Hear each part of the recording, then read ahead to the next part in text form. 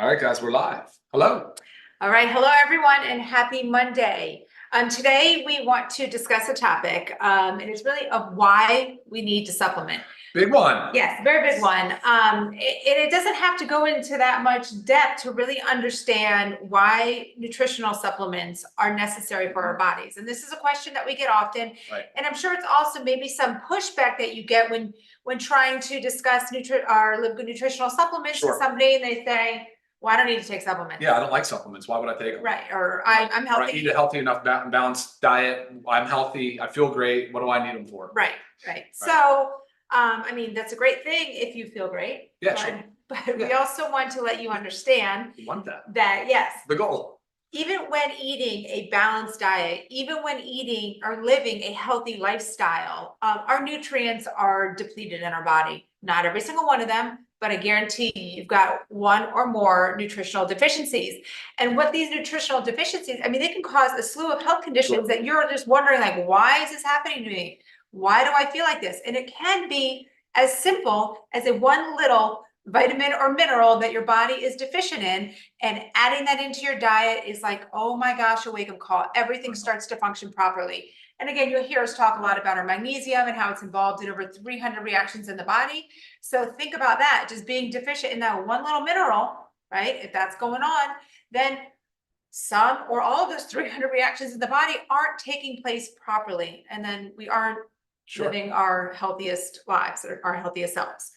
So I'm going to jump in real quick because I think people don't realize that they are taking supplements. Because fortified foods is exactly that, right? They've added in vitamins or minerals because they've recognized this for over 100 years that there are vitamin deficiencies, and that, it's like, even if you do your best to eat your best, most well-balanced diet and meals, and you do everything that you think is just spot on, perfectly done correctly, you're still dealing with science has shown that 9 out of 10 people are deficient in at least one vitamin or mineral. And you can see this, so the way that do you mind if I go into this about recommended daily allowance and the whole dietary value thing? So the FDA has been fortifying foods for over 100 years. I think it started with iodine for goiter, for thyroid function. So we've been iodizing our salt for over 100 years. Then we started fortifying other foods to make sure that we're getting enough vitamin D, vitamin A, calcium, all our B vitamins. I mean, so I think milk, dairy products, cereal, breads, snack foods, fruit juices, not all fortified, but most of them are fortified. And they're doing it because we're trying to prevent disease, right? So vitamin D deficiency or superreds deficiency would be rickets. Vitamin C would be scurvy. There's a vitamin B deficiency. And so that's the case with most vitamins and minerals. And the way that the labeling requirements on foods now with the FDA, they follow their dietary value or daily value. And that's based on the RDI, recommended daily intake. This does not take into account age, gender, pregnancy status, nothing.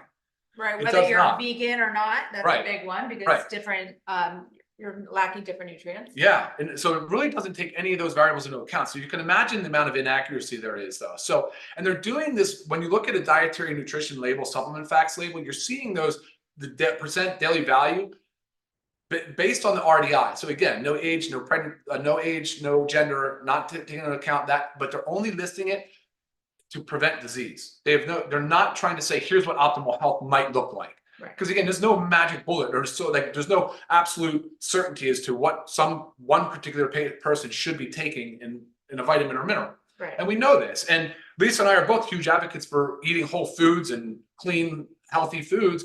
But we know at the end of the day, despite all of our best efforts, and it's what we would love for everybody to do, is eat all of these foods and get all of your vitamins and minerals and be perfectly healthy, but it's just not happening. It's not happening. And so that is just a little bit back history on the way that the FDA does label these. So definitely not anywhere even close to a perfect science. They're literally just saying, here, this amount of vitamin D to prevent rickets, right? This amount of vitamin C to prevent scurvy. So again, we're not in the world of just identifying and preventing disease. We're saying we want to optimize health. And how do we do that? Well, supplementation is a huge part of optimizing health. Definitely. And I found it very interesting this morning. I was kind of just like, because a lot of people come to me with, Dr. Google answers. Yeah. And so I just was plugging in, like, why do we need nutritional supplements? And I know what sites that we use, and I know what resources that are legit and that we rely on. And I also now got to see everything that Dr. Google's plugging in there. And there's so much of it that was like, some were like, well, you shouldn't need nutritional supplements because you should be able to get everything from your diet. All this like should. But yet the FDA fortifies foods. Right. So It's very twisted. And like, even if you are, this goes back into, I talk a lot about like how our soil has changed, our modern farming techniques. For sure. So even if, say, you take Ryan and I, and we are eating a perfectly well balanced diet, we are making sure every day we are getting our organ meats and our seaweeds to get the iodine and our fermented foods and fruits and vegetables and everything, doing everything, then you have to think about the modern farming techniques, right? And yeah, things are just, our soil is not as rich as it used to be. So we're growing these plants, fruits, vegetables in the soil that maybe our farm animals that we will eat are consuming, but then also that we're consuming those foods. And then the animals are not getting the same nutrients. And then we eat the animals and we're not getting those nutrients, or we eat the plants and we're not getting the same nutrients. So we think we're doing ourselves a great job. And on paper, it looks really good. But then if you really go and get your blood level tested, your micronutrient level tested, then it's like an eye opener. It's like, God, I thought I was doing so well and I'm deficient in this, and this. Enter nutritional supplements. Good point. That was solid. I get my micronutrients tested. I try to do yearly. And that way I just know for myself, and it is forever changing. Okay. Not think, you can't just do it once and expect that to be it. Unfortunately, it is like an out-of-pocket expense. I will tell you guys, I have a list of a few ones that you can do online. If your practitioner does not do it, because it's typically from like a lifestyle medicine doctor or a functional medical doctor that will do these tests. But super, important to do if you really want to understand. There's other things that deplete our nutrients. Big one is mental and physical stress. Depletes our bodies of nutrients. I think almost everybody out there has a level of stress. Okay. And so then what's that doing to your body? Again, depleting those nutrients. So you think you're doing everything great, but then you're stressed out, life is busy, kids, this, that, financials, and then our nutrients are depleted. You talk a lot about the three big ones: alcohol, stress, and drugs. Or no, so alcohol, exercise, and drugs. So depleting minerals, alcohol, of course, yes. Exercise, we know for sure, absolutely does. And going back to the whole idea that they're not accounting for age, gender, or pregnancy status. Imagine three brothers. Imagine this one that's 20 years old, in the military, active duty, very physically fit, very demanding life. Imagine another couch potato, like professional gamer, and then there's the one that's just unable to put on enough muscle mass. He's at home, but he's got other autoimmune conditions and disorders, maybe some insulin resistance. There is tremendous variation between those three individuals. So when Lisa talked about micronutrient testing and how to really sort of optimize your health, that's really what you want to get to eventually, because the depletion of vitamins and minerals really does depend on lifestyle and your goals. And I think you were going to lead down to the drug-induced nutrient depletion. Yes. So drugs is the last and probably the biggest one, because so many people are on prescribed medications now, pharmaceuticals. And pharmaceuticals have borrowed a lot of their science from plants, but they've been isolated to interact in the biochemistry of the body in one specific way, usually. And they're really very targeted. And what ends up happening is they interrupt a pathway, a cascade of events. I mean, you can name the drug, and I can give you something that it throws off.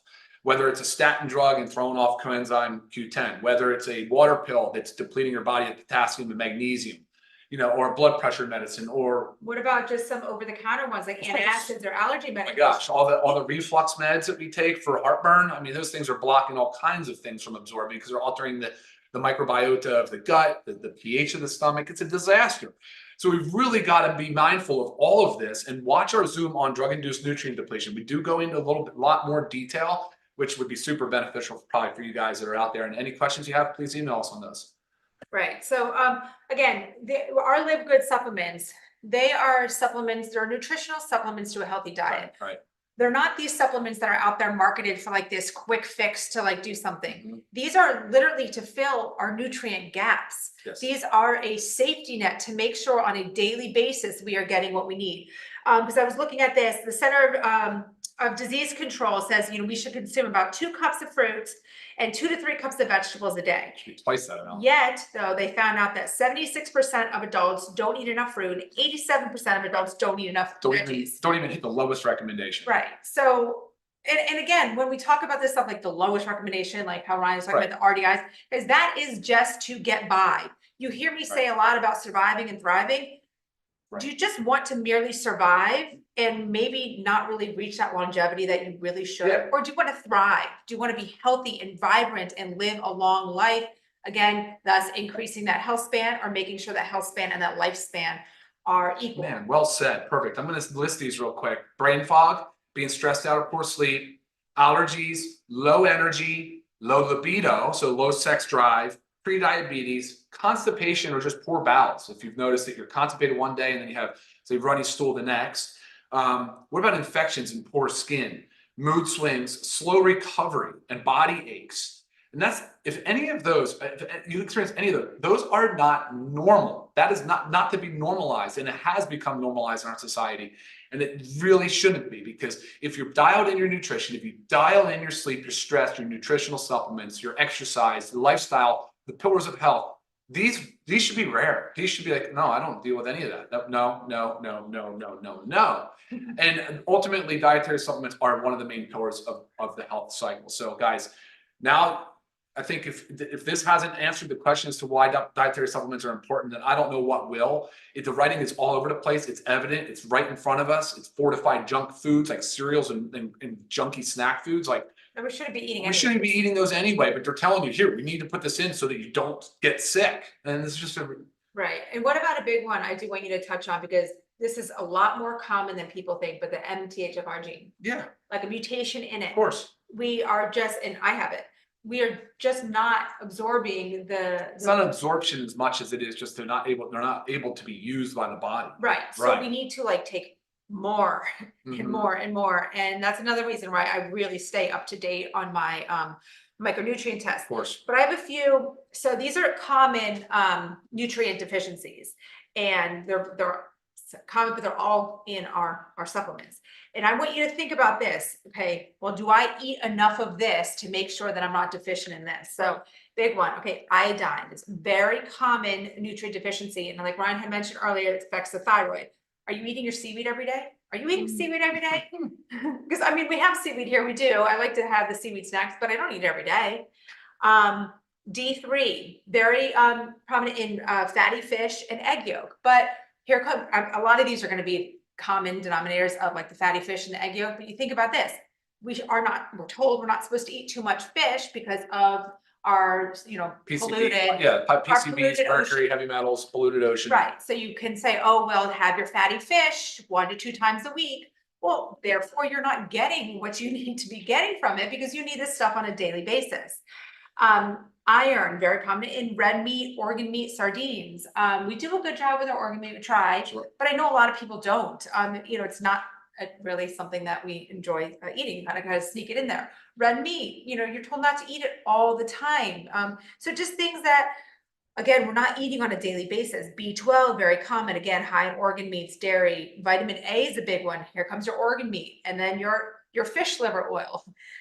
Calcium, big, magnesium. But again, these are very common nutrient deficiencies that, again, are very hard to get from a diet on an everyday basis.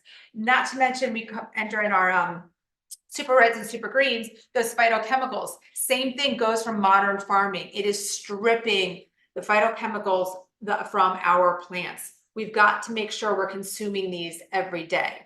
Well, we're depleting the soil down to just dirt, right? We're not regenerating it. The plants don't have a way to thrive, so we continue to increase fertilization.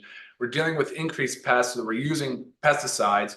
Then we're like, oh, wait a minute, we need to develop GMO crops that can handle all the pesticide, glyphosate resistant. You're like, whoa, these crops are certainly not as nutrient dense as they really should be or once were. Right?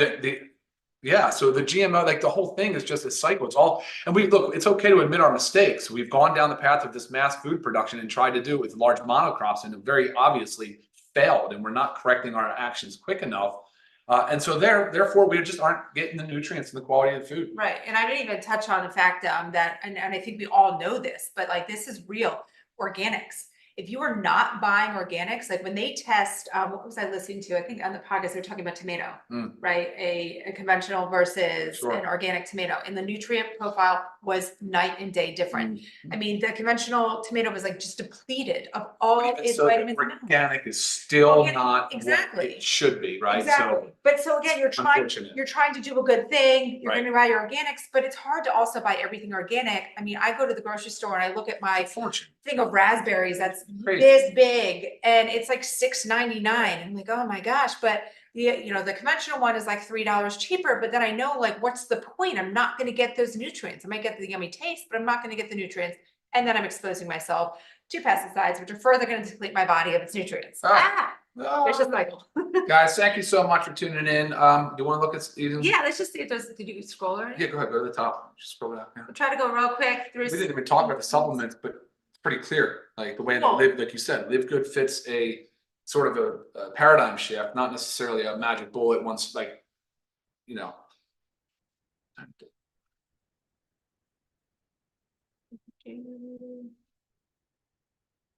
Okay, these are some specific personal questions. Email those to me, lisa@livegood.com, please. Difference between super reds and super greens, the ingredients. Okay, Bruce, we just touched on about eating organic. What is this? Oh, everybody likes my shirt. We should think about adding these ones, huh? I think we had those made off as a one-off. Yes.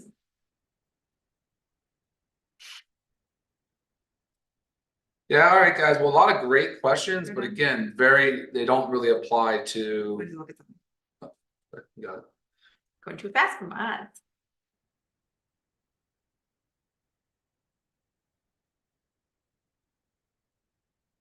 Okay, so somebody's just talking about like a blood panel. A regular blood panel that you do from your doctor is not going to show you micronutrients. So that's what I was saying. It's a specific test that you need to discuss with your doctor about, and not all doctors do it. Typically, functional medical doctors, lifestyle medicine doctors, it is an out-of-pocket expense.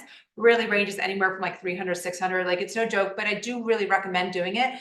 And again, I did say I would list the ones that I know you can do online. So Let's Get Checked, Everlywell, and My Lab Box. If you need those, again, email me. But again, Let's Get Checked, Everlywell, or My Lab Box. So these are online ones that you can order kits and do.